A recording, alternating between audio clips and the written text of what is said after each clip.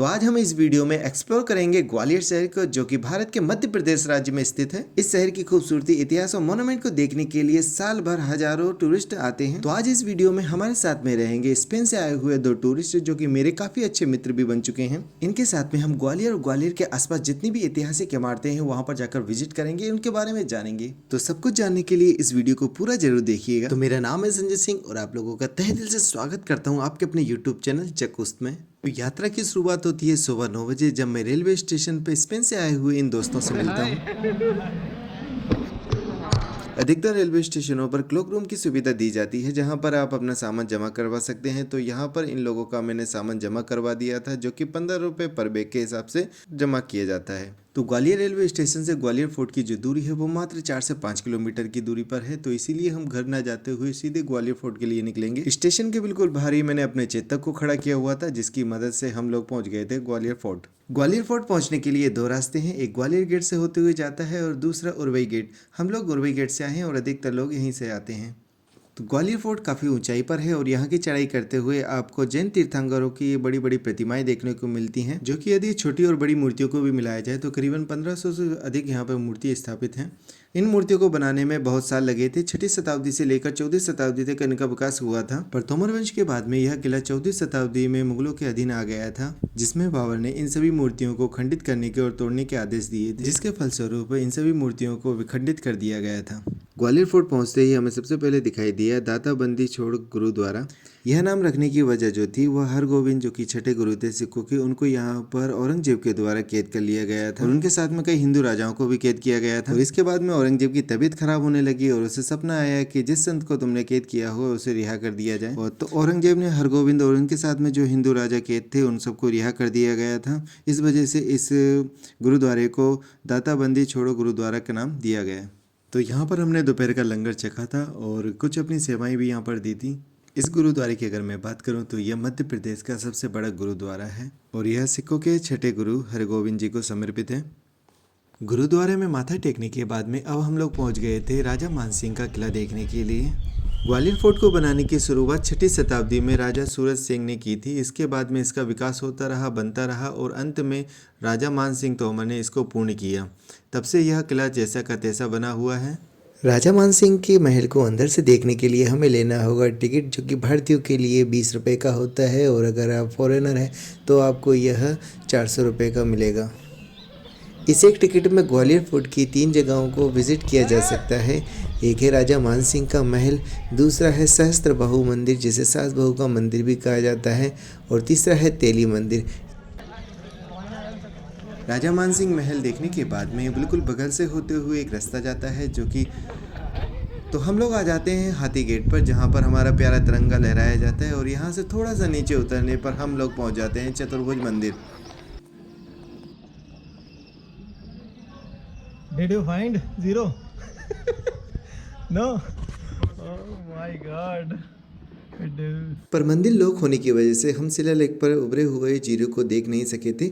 अगर यहाँ पर गाइड होता है, सिक्योरिटी गार्ड होते हैं, तो उनकी मदद से आप इसको देख सकते हैं। इसको अधिकतर लॉक ही रखा जाता है। पूरे ग्वालियर फोर्ट में अगर कोई सबसे अच्छा व्यू पॉइंट है तो ये वाला है। यहाँ से आप पूरे किले का व्यू ले सकते हैं। अब किले पे 2 जगह और बची हुई, सहस्त्र बाहु मंदिर, जैसे सास बहू का मंदिर बोला जाता है, और तेली मंदिर। तो यहाँ पर हम लोग आ जाते हैं। यह मंदिर काफ़ी ज़्यादा पुराना है, जिसे तेली व्यापारियों ने बनवाया था। तो ये है तेली टेम्पल और यहाँ पर मैं इनको लेके आया हूँ। घूम रहे हैं दोनों के दोनों।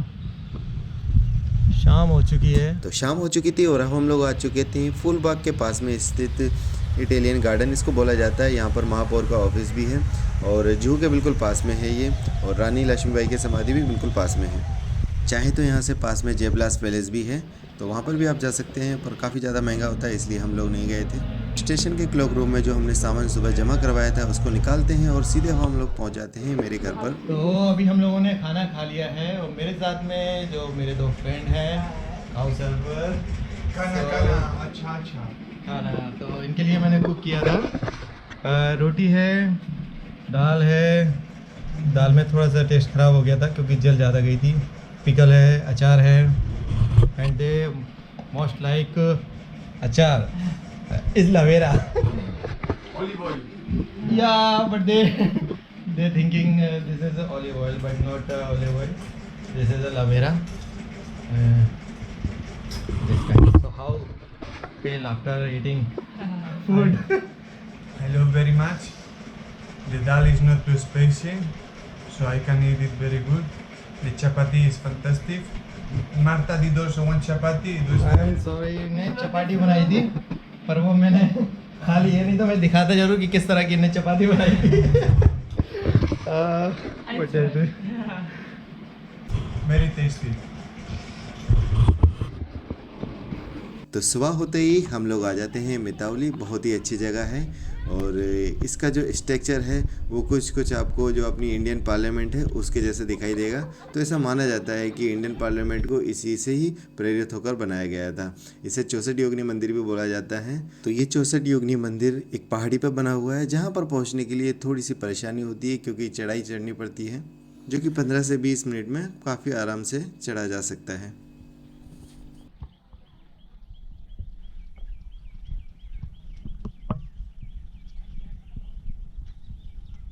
काफ़ी ज़्यादा ऊंचाई पर होने पर यहाँ से जो व्यू होता है वो बहुत ही अच्छा होता है और पूरा का पूरा आप गांव आसपास का देख सकते हैं। दूर दूर तक आप नज़र मार सकते हैं क्योंकि खेती खेत आपको दिखाई देंगे, क्योंकि यहाँ पर किसी तरह की बस्ती नहीं है।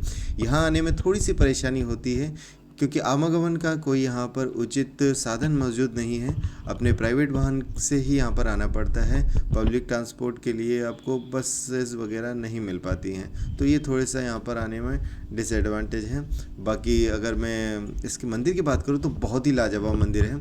अंदर जाने पर भी आपको पूरा एक संसद का लुक दिखाई देगा। अंदर मंदिर है तो मंदिर के दर्शन आप कर सकते हैं। शंकर भगवान जी की मूर्ति वहाँ पर स्थापित है और बीच मंदिर के राउंड शेप में छोटे छोटे से मठ बनाए गए हैं जिसके अंदर शिवलिंग को विराजित किया गया है। तो इस तरह से आप पूरा का पूरा एक राउंड लगा सकते हैं। देखने में बहुत ही अद्भुत लगता है। और अभी जब मैं इस वीडियो को एडिट कर रहा हूँ तो मैं आप लोगों का बहुत बहुत धन्यवाद और शुक्रिया बोलना चाहूँगा क्योंकि मेरे 4000 घंटे पूरे हो चुके हैं। 1000 सब्सक्राइबर्स पहले ही कंप्लीट हो चुके हैं। तो आप लोगों ने जो इतना प्यार दिया है, मुझे सपोर्ट दिया है, मैं करीबन 1.5 साल से इस पर काम कर रहा हूँ। अब जाकर मुझे थोड़ा सा लग रहा है कि हाँ, मैं इस चीज़ में सक्सेस हो सकता हूँ। अगर आप लोगों का इसी तरह से प्यार मिलता रहा तो प्लीज़ आप वीडियो को लाइक ज़रूर कीजिए और चैनल को सब्सक्राइब भी कर लीजिए अगर अभी तक नहीं किया है, क्योंकि इस तरह के वीडियोज़ आप लोगों को मिलते रहेंगे। We are now in Matauli. Structure look like Indian Parliament. How do you feel? I feel like the president. With the Gwalior King. I'm a Gwalior King. इस मंदिर का निर्माण 13वीं सदी में कच्छप राजा देवपाल द्वारा कराया गया था। काफ़ी पुराना यह मंदिर है। आर्कोलॉजी डिपार्टमेंट ऐसा मानता है कि यहाँ पर नक्षत्र और ग्रहों की गणना की जाती थी और यहाँ पर अध्ययन करने के लिए काफ़ी दूर दूर से छात्र आया करते थे। और यहाँ पर जो स्पेन के टूरिस्ट हैं उनको करीबन मैंने 1 घंटे यहाँ पर बिठवा कर गायत्री मंत्र का अध्ययन करवाया और उसका रिजल्ट कुछ इस तरह से रहा। गायत्री मंत्र सिखा दिया है, प्लीज टेल। गायत्री मंत्र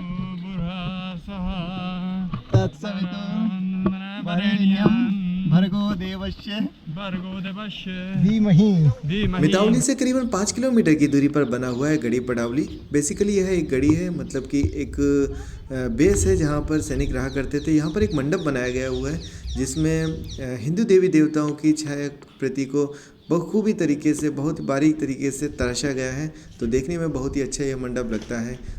यहाँ पे जो मुख्य आकर्षण का केंद्र है बस यही एक मंडप है जिसमें ब्रह्मा जी, शिव जी और शंकर भगवान, ये सब की जो मूर्तियों को बनाया गया है, वो उकेरा गया है। बहुत ही अच्छा यहाँ पर लगता है।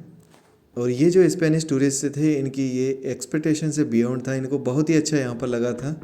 पडावली से ही करीबन 4 से 5 किलोमीटर की दूरी पर बना हुआ है बटेश्वर। बटेश्वर में एक्चुअली आपको एक मंदिरों की श्रृंखला मिलेगी जहाँ पर कई छोटे छोटे मंदिर खोजे गए हैं। इनको वापस से रीबिल्ड किया गया है। काफ़ी टूटे फूटे मंदिर थे उस समय, तो इसको वापस से रीबिल्ड किया जा रहा है और अभी बनाए जा रहे हैं। तो यहाँ पर ये बहुत ही प्राचीन मंदिर हैं, तो इनको संजोया जा रहा है धरोहर में। और यहाँ पर प्रदर्शनी भी लगी हुई है जहाँ पर आप इनके बारे में और अधिक जानकारी ले सकते हैं। प्रदर्शनी को देखने के बाद में आप समझ सकेंगे कि किस तरह से मंदिर को खोजा गया था, किस तरह से इसको रीबिल्ड किया जा रहा है और किस तरह से इसकी कार्बन डेटिंग द्वारा इसकी ईयर को गणना की गई थी। तो वो सब बहुत ही संक्षेप में यहाँ पर बताया गया है। इन जगहों में अगर आप बारिश के बाद में घूमने के लिए आते हैं तो और भी ज़्यादा आपको आनंद देखने को मिलेगा, क्योंकि यहाँ पूरी पहाड़ियाँ हरी भरी हो जाती हैं तो देखने में और भी ज़्यादा मनमोहक लगता है। और यहाँ पर ज़मीन के नीचे भी कुछ झरने चलते हैं तो वो भी देखने में बहुत ही अद्भुत लगते हैं। यहाँ पर एक बड़ा विष्णु भगवान का मंदिर भी बन रहा है, तो वो भी प्रोबेबली 1 या 1.5 साल में बनकर कंप्लीट हो जाएगा। Say something. Yeah. Nice day, very nice trips. And getting married. Oh. 2 or 3 wives. Allowed to have more than one wife, right? In Muslim, you yes. cannot get married before, but in Hinduism, don't have any concept to separate on wife. In Muslim have talaq, but in Hinduism not. Mitawali, पटावली और बटेश्वर घूमने के बाद में अब हम लोगों को रास्ते में मिल गया था शनिचरा मंदिर। तो हम लोगों ने सोचा कि चलो यहाँ के भी दर्शन कर लेते हैं, क्योंकि यह बहुत ही ज़्यादा फेमस मंदिर है। ग्वालियर रीजन के काफ़ी सारे लोग यहाँ पे श्रद्धालु दर्शनों के लिए आते हैं। शनिवार को यहाँ पर काफ़ी ज़्यादा भीड़ होती है। तो बोलो शनिदेव महाराज की जय। तो हम लोगों ने ग्वालियर और ग्वालियर के आसपास अधिकतर टूरिस्ट अट्रैक्शनों को कवर किया है और बहुत अच्छे से किया है। जो ये मेरे टूरिस्ट आए हुए थे स्पेन से, इनको बहुत ही ज़्यादा यहाँ पर अच्छा लगा। तो यहाँ पर शनिचरा मंदिर के दर्शन करने के बाद में अब हम लोग सीधे अपने घर पर आ गए थे और यहाँ पर अब इन दोनों का जाने का समय हो चुका था, तो इनसे टाटा बाय बाय बोलते हैं। So now she will leave. Say tata bye bye. Bye bye. It was very nice. Hope to you meet. enjoy Had Gwalior. a very good time with him. Thank you. तो यदि आप लोगों को video अच्छा लगा है तो आपसे हम्बल रिक्वेस्ट है कि वीडियो को लाइक कीजिए, चैनल को सब्सक्राइब जरूर कीजिए अगर नहीं किया है।